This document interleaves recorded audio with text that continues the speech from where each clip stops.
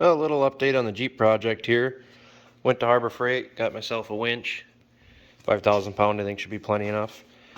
Got the plate all mounted up on here. Got her burned in pretty good. You're going nowhere!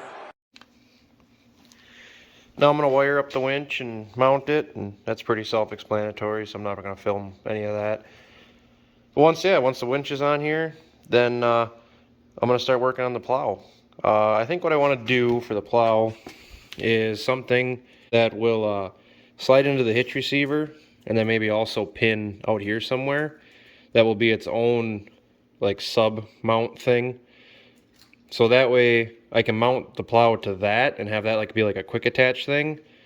And then if I want to go off-roading, I can take that whole sub-assembly off, because that sub-assembly will probably drop down in here somewhere so that the plow base is kind of halfway flat. But yeah, I'm just going to kind of wing it and go as I go.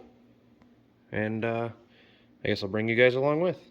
Let's go. Well, I got the plow drug in here. This is the one we're going to use. I actually had this plow on a Jeep Liberty, believe it or not. That was actually a very capable little plow rig till it, rotted in half. But yeah, kind of got an idea in my head, and I'm going to start cutting shit apart and welding it back together, and let's go. Don't mind the noise. Wyatt's over there working on his newest mistake. Now that I've got my CAD rendering done here and, transferred over to the slicing software, I'm going to fire up my state-of-the-art CNC laser and get these blasted out.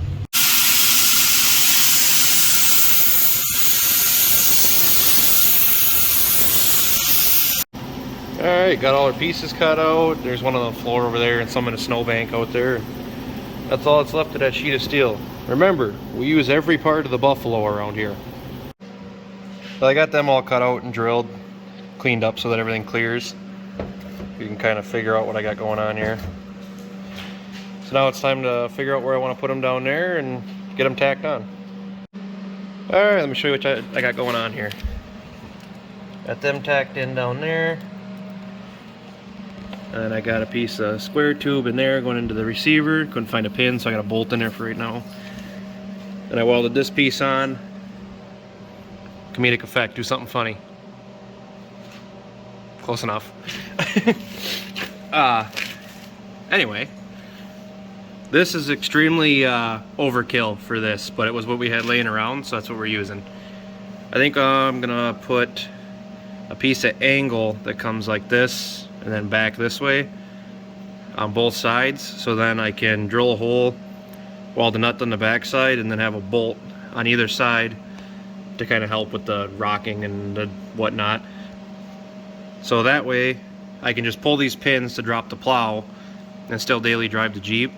And then if we want to go on an adventure or whatever, I can pull this plate off. I just need to zip 2 bolts out of either side, pull the pin, off it comes. So yeah, I'm going to keep plugging away at it. As you can see here, the Bronco enthusiast doing the most common of practices, brake lines. So anyway, got this tacked up over here.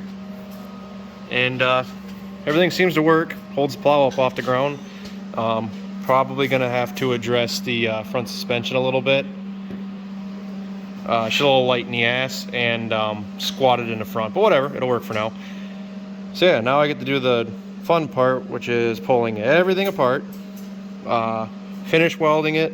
I gotta lop off the old mounts from the Liberty off the back here, and then probably box in the back side of that so it's a little stronger. And then maybe paint it, and then put it all back together again. Alright, got it all welded up, triple passed everything.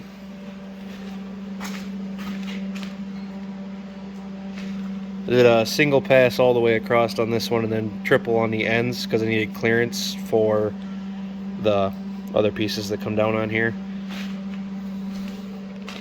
Got them all welded on.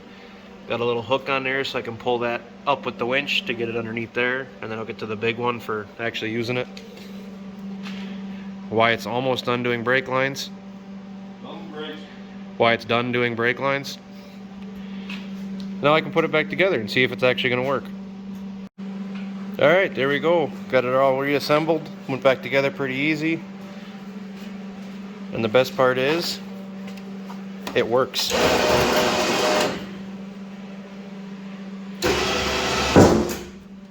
And a really neat thing about these Harbor Freight winches is in the wiring, they give you a switch for inside the vehicle too. So I can control it from in here without having to string the controller up here. So